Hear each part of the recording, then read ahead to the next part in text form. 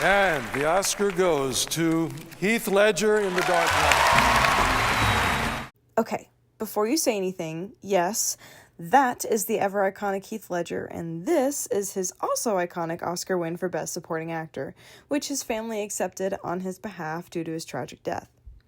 There are a lot of things to be said about his performance in The Dark Knight, but to say that it was bad is definitely out of the question.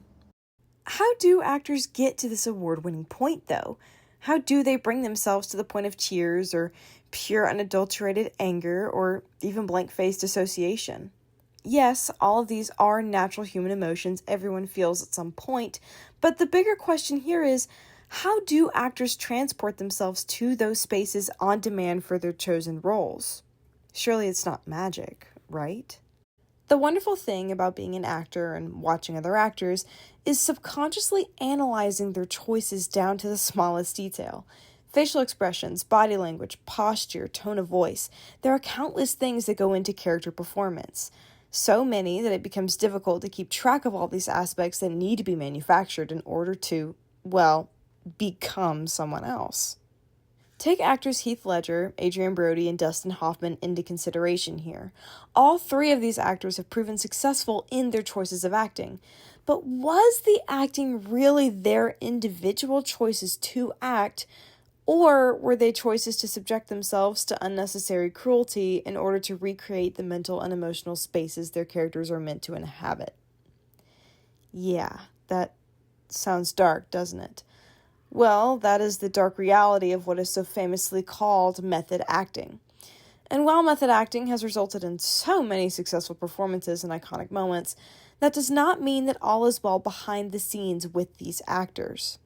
Overall, method acting is harmful to both actors and those around them, since it pushes them to exploit themselves mentally, emotionally, and sometimes even physically, instead of engaging in more secure and practical ways of acting. But let's back it up a bit. And by a bit, let's say 1936. 1936 is when this, also very iconic man, Konstantin Stanislavski, everyone say hi, Stan, famous theater director, performer, and scholar, published one of his very famous books by the name of An Actor Prepares.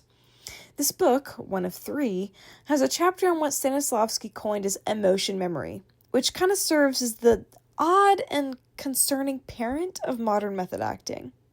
Emotion memory, as it is explained within that book, is pretty much in the name.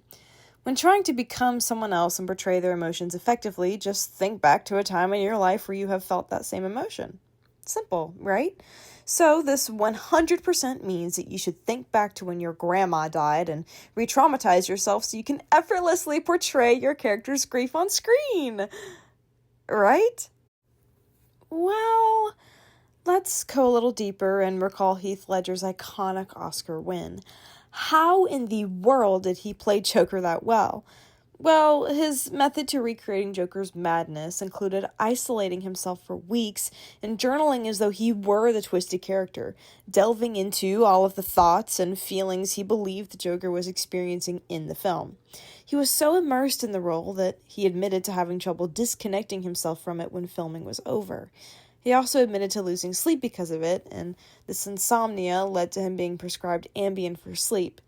And unfortunately, from then on, Ledger struggled immensely with his mental and physical health and prescription drug addiction, which unfortunately led to his tragic and premature death.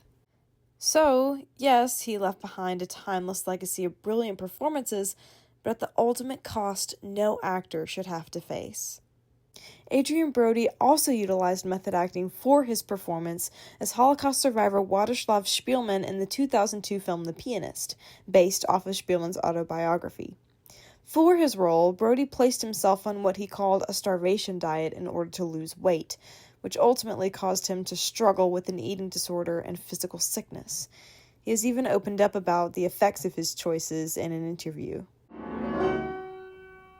For The Pianist, while on his starvation diet, Brody took intensive piano lessons to learn the parts of the pieces in the film. Those are some of my favorite moments that I've ever seen. And I can't believe that it's me. What do you want to do next? Well, I don't want to suffer for a while. I would love to do a love story, to go off and do something in a warm place and play like. Dustin Hoffman, who portrayed Thomas Babe Levy in 1976 action thriller Marathon Man, also struggled with physical strain while incorporating method acting into his performance.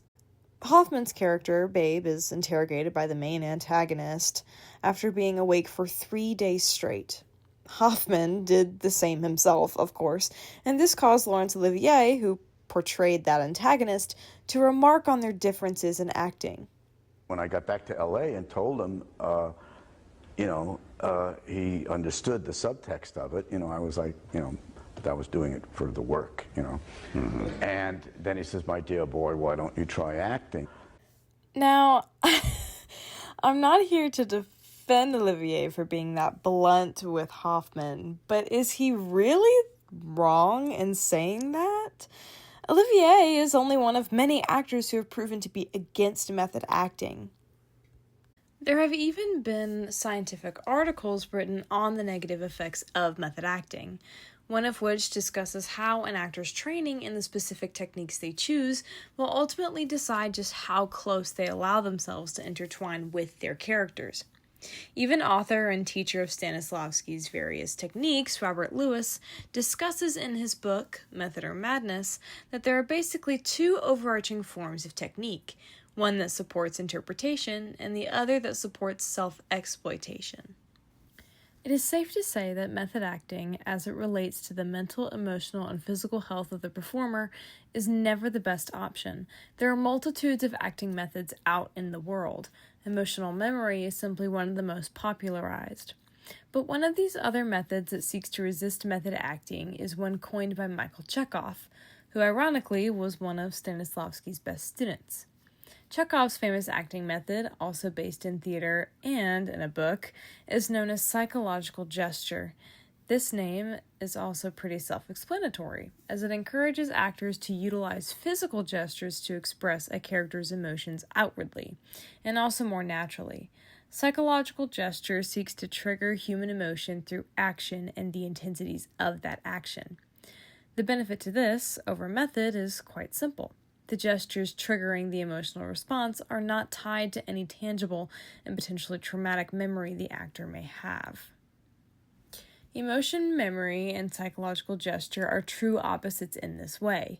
Emotion memory is what can be categorized as inside-outside acting, meaning that the source of the portrayal is internal, inside the actor's mind, as opposed to outside-inside acting, which is portrayal sourced from one's physical action instead of internalized emotions.